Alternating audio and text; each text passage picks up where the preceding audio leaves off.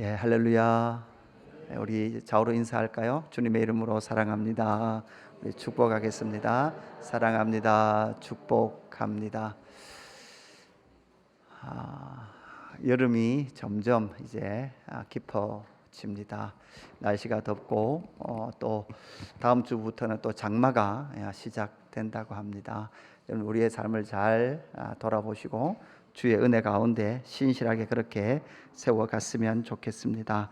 오늘 우리에게 주시는 하나님 말씀은 로마서 14장 1절에서 12절 말씀까지입니다. 로마서 14장 1절에서 12절 말씀까지입니다. 교독하실까요? 제가 1절 먼저 보겠습니다. 믿음이 연약한 자를 너희가 받되 그의 의견을 비판하지 말라.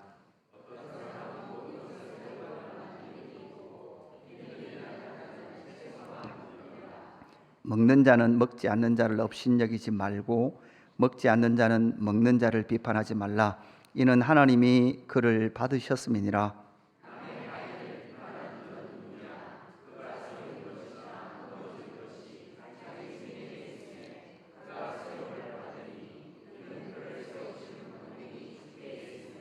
어떤 사람은 이 날을 저날보다 낮게 여기고 어떤 사람은 모든 날을 같게 여기나니 각각 자기 마음으로 확정할지니라.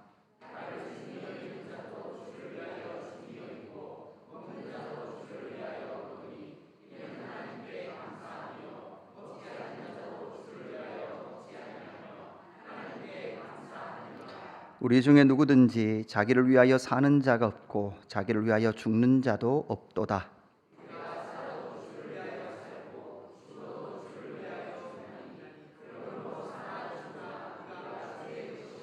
이를 위하여 그리스도께서 죽었다가 다시 살아나셨으니 곧 죽은 자와 산 자의 주가 되려 하심이라.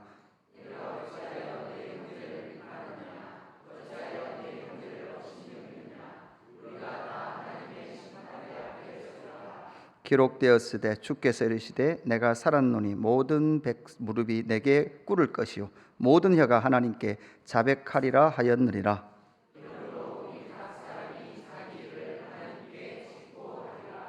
아멘.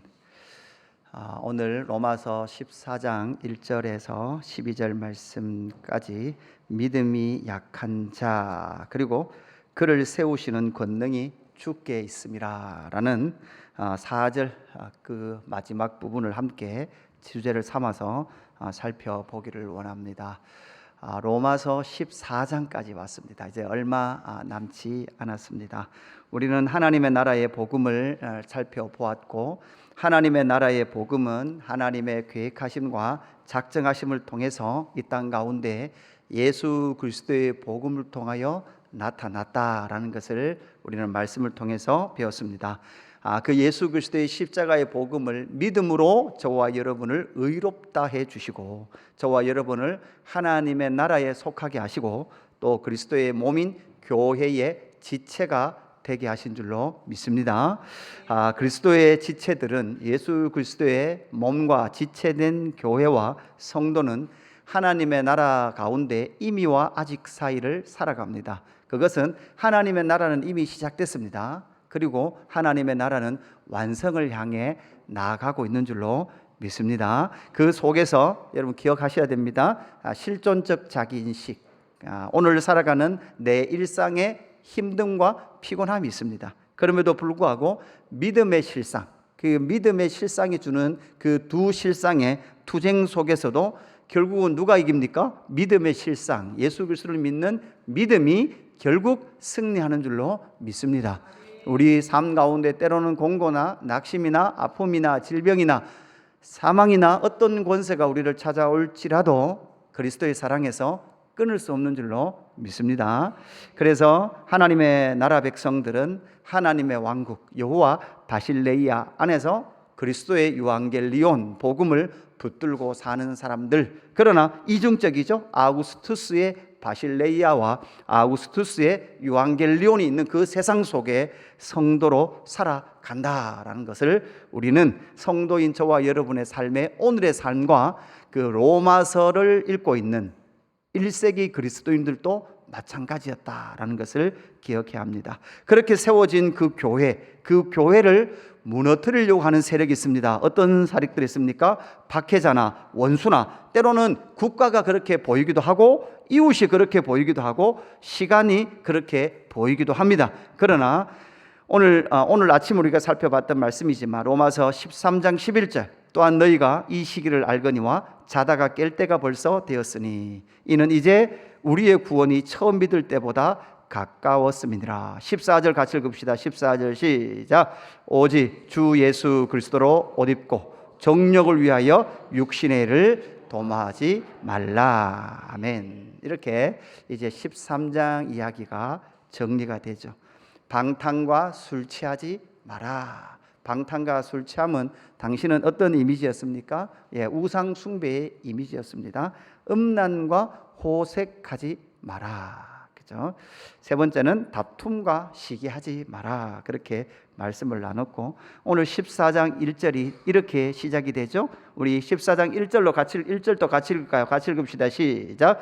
믿음이 연약한 자를 너희가 받되 그의 의견을 비판하지 말라. 이렇게 돼 있고 15장 1절은 화면을 보시면 이렇게 돼 있죠. 믿음이 강한 우리는 마땅히 믿음이 약한 자의 약점을 담당하고 자기를 기쁘게 하지 아니할 것이니라. 이렇게 말하면서 14장에는 뭐에 대해서? 믿음이 약한 자에 대해서, 15장은요 믿음이 강한 우리에 대하여 그렇게 설명을 하고 있는 장이 로마서 14장과 15장이 되겠습니다.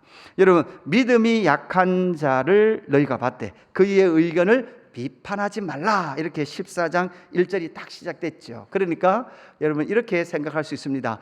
교회 안에는 믿음이 약한 사람이 있다 없다? 있다. 교회 안에는 믿음이 약한 사람이 있으니까 그 사람을 비판하지도 말고 믿음이 약하든 어떻든 그냥 모든 것을 다 수용해 줘라. 믿음이 약한 사람이 있지 않습니까? 그죠? 제가 막 금요 기도에 안 온다고 막 화를 내고 나면 옆에 계신 분들이 막 어쩔 줄 몰라요. 목사님, 믿음이 약한 사람이 있습니다. 믿음이 약하니까 그냥 가만히 두시면 언제쯤은 오시겠지요. 믿음이 강해지겠지요. 뭐 이렇게 우리는 생각을 할 수 있을 겁니다. 그러나 여러분, 여기서 우리는 먼저 믿음이 약하다라는 것이 무엇인지를 잘 한번 생각을 해봐야 되고 오늘 14장 이후로 쭉 나오겠지만 우리가 한번 생각해 볼 필요가 있습니다. 여기서 믿음이 약하다라고 생각하는 그 믿음이 약함이 우리가 생각하는 기본적으로 믿음이 저 사람은 약해, 믿음이 약해서 신앙생활을 잘 하지 못해 라고 말하는 그러한 정도의 믿음이 약한 자를 말할까? 여러분, 그렇지 않다라는 것을 우리는 먼저 좀 생각해야 합니다. 왜냐하면 1세기 로마 교회는요, 우리가 말하는 생각하는 믿음이 약한 사람은 우리가 그렇게 생각하는, 우리가 기본적으로 생각하는 믿음이 약한 사람은 교회 공동체 안에 들어오기가 힘들었어요. 무슨 말이 되십니까? 믿음이 약한 사람은 아직 본격적인 본질적인 교회 공동체 안에 못 들어오고, 여러분 지난번 제가 주일날 오후에 그 가정교회 그림 보여드렸죠, 그죠? 가정교회 그림 보여드렸듯이 예배 공간 안에 못 들어오고 거실 뒤에서 최소한 얼마 동안 3년 동안 말씀을 공부해야 돼요. 계속해서 진리의 말씀을 공부하고 그 안에 명확한 구원의 확신과 그리스도의 인도의 확신과 믿음의 삶에 대한 확신이 있어야만 이제 정식적으로 교회 공동체의 성도가 되어졌다라는 거죠. 여러분, 그럴 수밖에 없었던 거죠. 1세기 교회는 그렇지 않으면 상당히 어려웠습니다. 왜 그럴까요? 교회 공동체, 특별히 예수 믿는 자들이 발각되면 그 예수 믿는 자들이 모두 다 순교할 그런 위험성이 있기 때문에 그렇습니다. 예수 믿는다는 이유로 자기의 부모가 중립을 당합니다. 순교를 당합니다. 그죠? 때로는 자기 자식이 예수 믿는다는 이유로 죽임을 당합니다. 여러분, 그런 생각해봐요. 여러분, 그런 상황 가운데서 정말 믿음을 지킨다는 그 삶이 결국 그냥 믿음이 좀 약하니까 그냥 좀 배려해 주십시오, 이런 말로 일절이 기록되어 있지 않다라는 거예요. 믿음이 연약한 자를 너희가 받되 그의 의견을 비판하지 마라라는 그 말씀이 이런 외부적 공격 가운데 있었던 로마 교회가 그렇게 그냥 믿음이 약하니 그를 무조건 수용해라 라는 의미로 1절의 내용이 기록되어 있지 않다라는 것은 1세기 로마 교회 상황에서 우리는 먼저 이해를 할 수 있는 거죠. 또 하나는 무엇일까요? 여러분 오늘 본문 화면을 보시면 7절, 8절, 9절 말씀을 보면 믿음이 약한 자에 대한 이야기를 하는 중에 뜬금없이 바울은 갑자기 먹는 문제, 날의 문제 이런 거 이야기하다가 뜬금없이 7절, 8절, 9절에 대해서 이렇게 말하죠. 우리 중에 누구든지 자기를 위하여 사는 자가 없고 자기를 위하여 죽는 자도 없도다. 우리가 살아도 주를 위하여 살고 죽어도 주를 위하여 죽나니 그러므로 사나 죽으나 우리가 주의 것이로다. 이를 위하여 그리스도께서 죽었다가 다시 살아나셨으니 곧 죽은 자와 산 자의 주가 되려 하심이라. 그러니까 로마 교회 공동체 안에는요, 이미 들어와 있는 사람들 중에서는 우리 중에 누구든지 우리가 소위 말하는 믿음이 약한 사람이라도 그 믿음이 약한 사람이라도 이런 뭐를 고백하고 들어오는 거예요. 우리 중에 누구든지 주를 위하여 사는 자가 없고 주를 위하여 죽는 자도 자기를 위하여 죽는 자도 없다. 우리가 살아도 주를 위하여 살고 죽어도 주를 위하여 죽나니 그러므로 사나 죽으나 우리가 주의 것이로다. 여러분 로마 교회 안에는요 이걸 다 인정해야 들어오는 사람들이에요. 여러분 이 속에 있는 사람들 중에 믿음이 약한 사람이 있다 이 말이에요.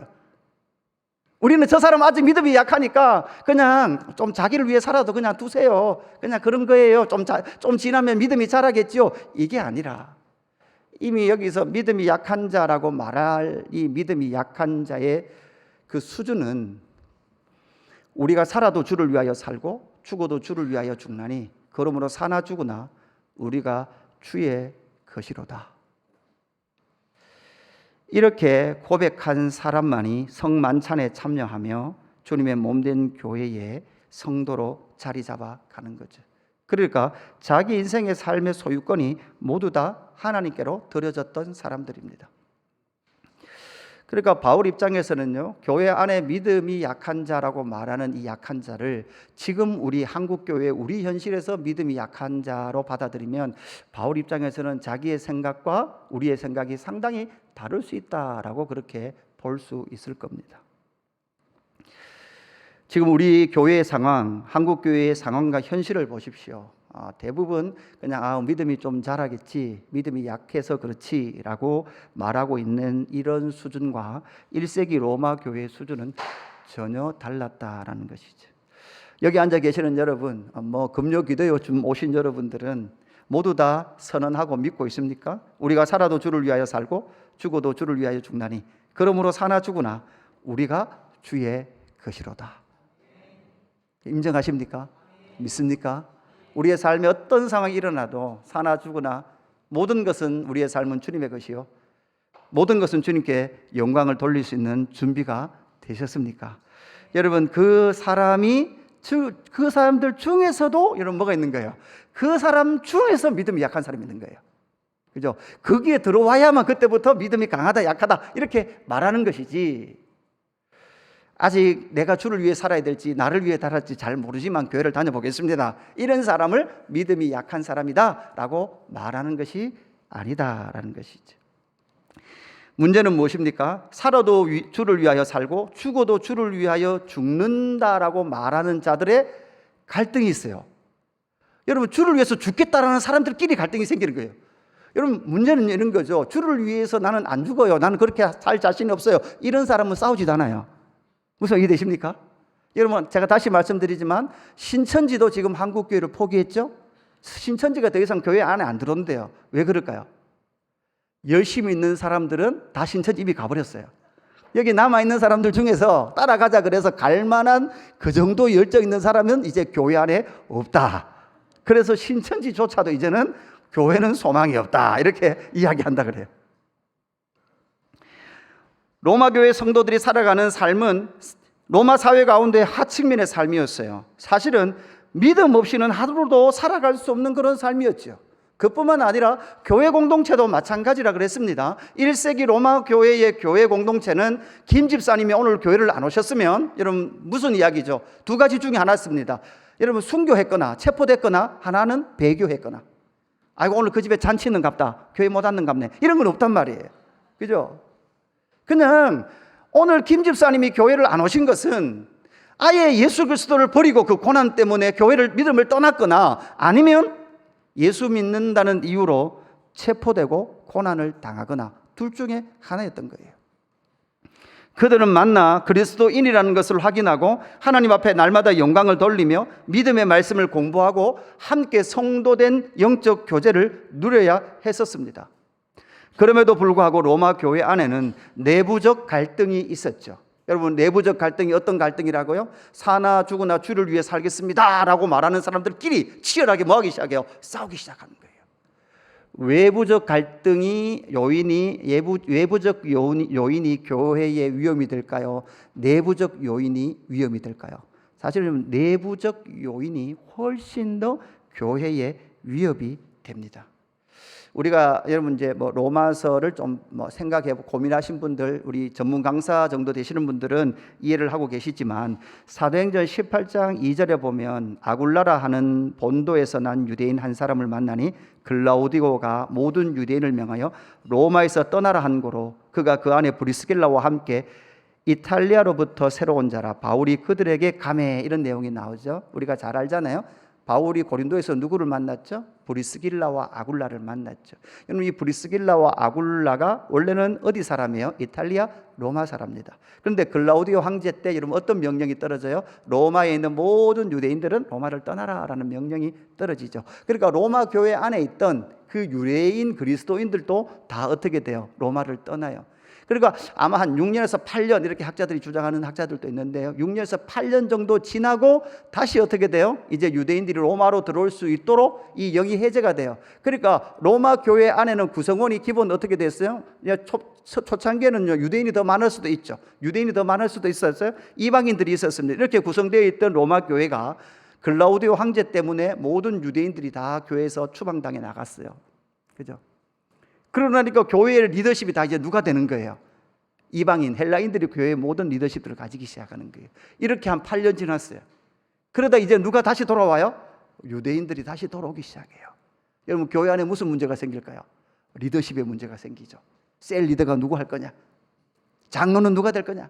권사는 누가 될 거냐? 이런 문제가 막 생기는 거죠. 이것처럼 교회 공동체 안에 그러한 갈등들, 결국은 그들은 뭐가 있습니까? 여러분, 브리스길라와 아굴라 이 사람들을 봐서도 그 속에는 열심이 있었습니다. 여러분, 믿음에는요 열심을 동반합니다. 왜 그럴까요? 하나님의 성품이 여러분 기본 뭐예요? 열심이에요. 하나님을 닮으면요 열심 없다는 것은 이건 말할 수 없는 거예요. 신앙에 열심이 없다는 것은요 이거는 가질 수 없는 태도예요. 그러니까 열심은 당연한 건데 문제는 교회 공동체 안에 점점 가면 갈수록 열심은 사그라지고 자기 주장만 남게 되는 것이 교회의 모습이라는 거지. 여러분, 이 로마 교회의 첫 번째 문제가 어떤 문제가 생겼습니까? 먹는 문제가 생겼죠. 오늘 2절 말씀해 보십시오. 이렇게 되어 있습니다. 어떤 사람은 모든 것을 먹을 만한 믿음이 있고 믿음이 연약한 자는 채소만 먹느리라. 먹는 자는 먹지 않는 자를 업신여기지 말고 먹지 않는 자는 먹는 자를 비판하지 말라. 이는 하나님이 그를 받으셨습니다. 여러분, 지금 이런 문제예요. 먹는 문제가 왜 갑자기 나옵니까? 여러분, 이거 지금 유대인들과 이방인들 사이에서, 여러분, 우리가 코셔 음식 이러잖아요. 할랄 음식, 이슬람은 할랄 이렇게 말하는데요. 여러분 보십시오. 음식을 가려서 먹으면 훨씬 여러분 정결한 것 같은 삶을 살 수 있습니다. 그죠? 주는 대로 막 먹으면 꼭 뭐 같아요? 네. 오늘 제가 너무 더워서 자켓을 벗었더니, 그죠? 이런 옷을 입으면 어깨가 늘 이렇게 왜소해 보이고 처져 보이고 어깨에 뽕이 들어가야 되는데, 그러니까 유대인들은 가려서 먹어요. 왜요? 예수를 믿었지만 그러나 그들 속에는 늘 가려 먹는 게 있었어요. 그죠? 그러나 헬라인들은요 그냥 주는 대로 먹어요. 감사하게 먹어요. 그러니까 여러분 보십시오. 열심 없고 주를 위해서 살겠다라고 헌신하지 않은 사람은 아무 상관없어요. 누가 뭐를 먹든 상관없단 말이에요. 그런데 문제는 뭐예요? 유대의 그 배경 가운데 열심히 예수 믿는 사람은 예수 믿어도 더 열심히 음식에 대하여 가리기 시작해요. 반대로요. 또 복음 안에서 자유가 있기 때문에 헬라인들은요, 여러분, 우리 우상 제물 먹어도 됩니까? 안 됩니까? 이걸 뭐라고 대답을 해야 되나, 그죠? 송태근 목사님 이번에서 그러더라고요. 동네에서 개업을 한다고 진짜 돼지 대가리 갖다 놓고 고사를 지냈어요. 고사 지냈던 그 상위에 올라갔던 고사떡, 시루떡이죠, 시루떡. 시루떡을 진짜 한 접시 가지고 왔어요. 예를 들어 당회를 하는데 당회실에 가지고 왔어요. 드시라고. 먹어야 됩니까? 안 먹어야 됩니까? 그죠? 먹어도 됩니까? 먹으면 안 됩니까? 안 돼요. 돼요. 막 갈라지기 시작하죠. 그 귀신이 와가지고 입 다시고 간 거 먹으면 돼요, 안 돼요?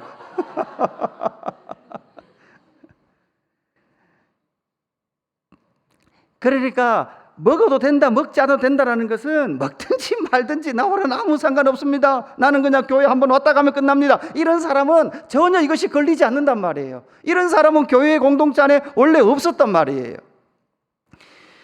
모든 것이 자유하지만 그럼에도 불구하고 이 먹는 것 문제 때문에 어떻게 보면 유대인이나 헬라인 간의 갈등이 있을 수도 있고요. 아니면 정말 나는 먹는 것이라도 가려서 먹겠다라고 주장하는 그 사람들이 막 먹는 사람들을 향하여 책망하기도 하고, 막 먹는 사람들은 소위 말해서 이렇게 막 가려서 먹는 사람들 입장에서는 막 먹는 거잖아요. 그 막 먹는 사람들 입장에서는 뭡니까? 이제는 우리가 그리스도 안에 모든 것이 자유이기에 감사함으로 받으면 버릴 것이 없기 때문에 우리는 모든 하나님께서 주신 음식은 기쁨으로 자유함으로 먹을 수 있다. 우리는 그 유대나 다른 어떤 예법에 의해서, 음식에 의해서 결코 정결해지는 것이 아니다. 오직 그리스도로 말미암아 우리는 정결한 것이다 라는 그 믿음 속에 기쁨으로 받고 있다면, 그죠? 이 둘의 갈등은 더 분명하게 드러날 수 있다라는 거죠. 갈라디아서 5장 13절 이렇게 말합니다. 형제들아, 너희가 자유를 위하여 부르심을 입었으나 그러나 그 자유로 육체의 기회를 삼지 말고 오직 사랑으로 서로 종노릇하라, 이렇게 말하죠. 여러분, 자유의 이야기를 가지고 와서, 자유면 우리는 뭐라고 생각해요? 내 혼자 마음대로 이렇게 하는 거잖아요. 근데 자유의 이야기를 가지고 왔는데, 여러분 13절 잘 보세요. 끝에 가면 오직 사랑으로 서로 뭐래요? 종노릇하래요. 여러분, 방향이 이렇게 가는 거예요. 무슨 말인지 지금 제가 드리고 싶은 말이 뭔가 이해되십니까? 우리는 자유는 내 자유라고 생각하잖아요. 내 마음대로.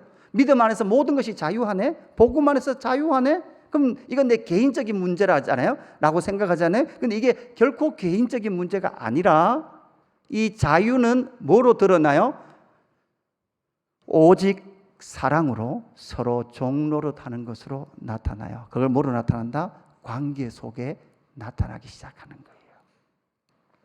베드로전서 2장 16절, 너희는 자유가 있으나 그 자유로 악을 가르는데 쓰지 말고 오직 하나님의 종과 같이 하라, 이렇게 말하고 있습니다. 그래서 내가 하고 싶은 대로 할 거야가 아니라, 사실 우리가 14장 후반절을 후반부를 주일날 다 또 살펴봐야 되기 때문에 오늘 모든 내용들을 다 하지는 않을 거예요. 그래서 조금 더 살펴보기로 하고, 결국은 여러분 이 먹는 문제 때문에 갈등을 겪었다라는 거죠. 그러나 바울은 이 먹는 문제 하나조차도 여러분 뭐라고요? 서로 연약한 자들. 여러분 여기서 연약한 자들은 뭘까요? 먹고 먹지 않는 것 때문에 마음에 걸리는 그 사람. 그죠? 먹는 것과 먹지 않는 것 때문에 마음에 걸리는 그 사람을 너희는 배려하라, 이렇게 말하죠. 술 먹어도 됩니까? 안 됩니까? 담배 피면 됩니까? 안 됩니까? 그죠? 눈동자 흔들리시면 안 돼요. 하나님의 통치적 측면에서 생각하라 그랬어요. 술 안 먹고 담배 안 피는 것이 성도의 표지에 다가 아니라고요. 나는 술 안 먹어요. 난 담배 안 피워요. 그래서 어떡하라고요? 그죠? 그게 아니라 하나님이 나를 통치하시기에 나는 하지 않습니다. 나는 하나님이 통치하시기에 나는 그러한 삶을 삽니다 라고 고백되는 거죠. 두 번째는요, 날에 관한 문제예요. 주일에, 이 당시는 아무래도 그 안식일에서 주일로 모임이 넘어가는 그런 기간이었을 확률이 많다고 그럽니다.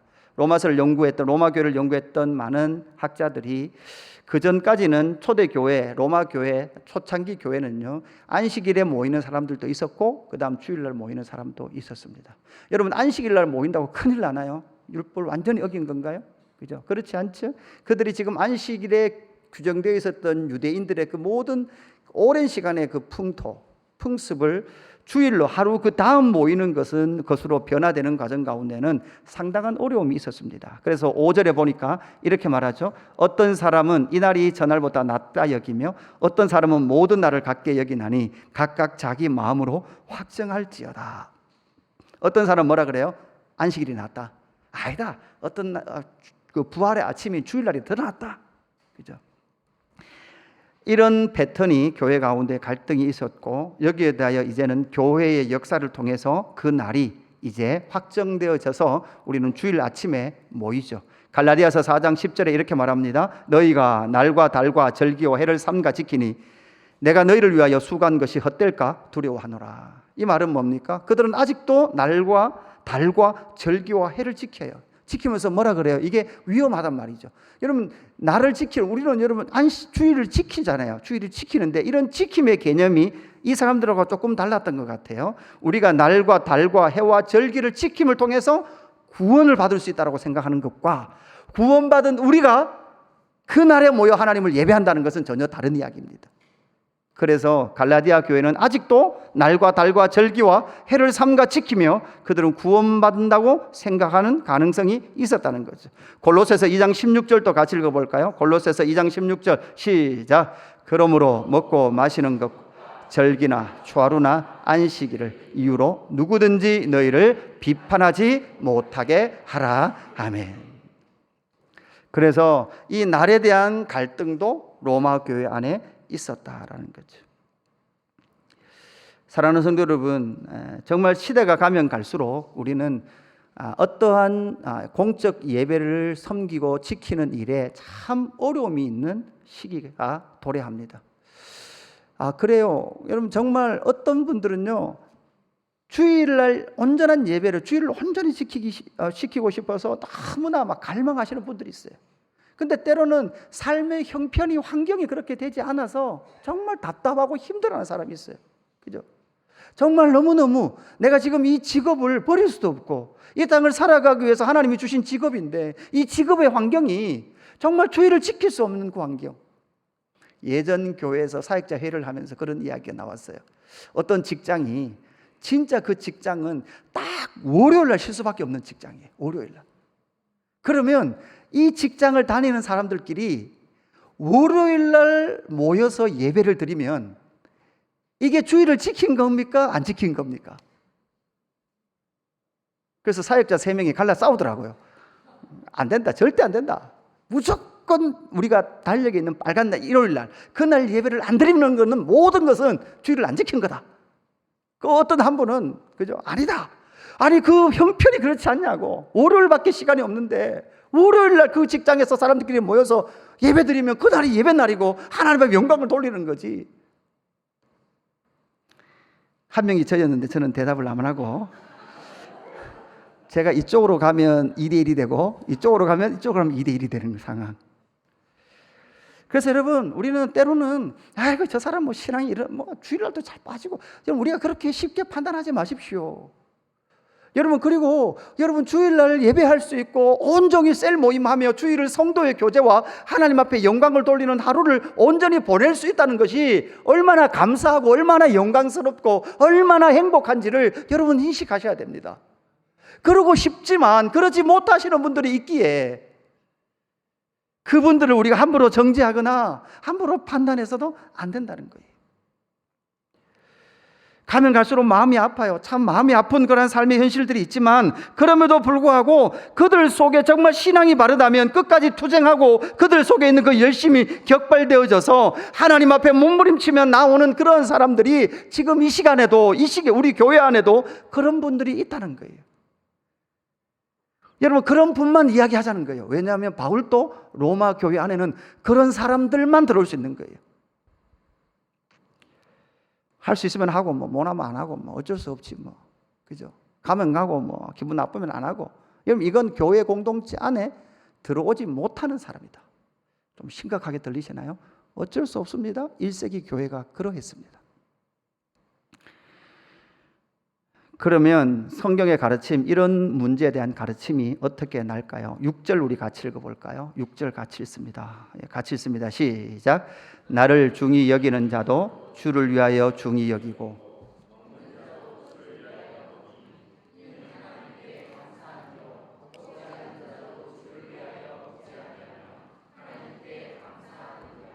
아멘. 여러분, 이게 아디아포라라고 말합니다. 아디아포라. 아디아포라가 뭔가 하면 대수롭지 않음, 해도 좋고 안 해도 괜찮은 것, 이래도 되고 저래도 되는 것. 그러니까 이 아디아포라라고 말하는, 여러분 보세요. 나를 중히 여기는 자도 주를 위하여 중히 여기고 먹는 자도 주를 위하여 먹으니 이는 하나님께 감사하며 먹지 않는 자도 주를 위하여 먹지 아니하며 하나님께 감사하느니라, 이렇게 말하죠. 그러니까 사실 여러분, 먹는 것과 먹지 않는 것은 진리의 문제예요, 비진리의 문제예요? 이건 비진리의 문제라는 거예요. 아디아포라. 그러니까 이러면 아디아포라, 이래 해도 되고 저래 해도 되는 거 가지고 여러분 뭐예요? 싸우기 시작하는데, 그런 문제는 누가 싸울까요? 열심히 얻는 사람은 아예 안 싸워요. 열심히 있는 사람이 싸우기 시작하는 거예요. 그죠? 주일날 1부, 2부 예배, 그죠? 드려도 되나? 이러면 예수 그리스도가 겪었던 거예요. 그죠? 아니, 전 성도가 대예배 11시에 딱 예배 드려야 되지.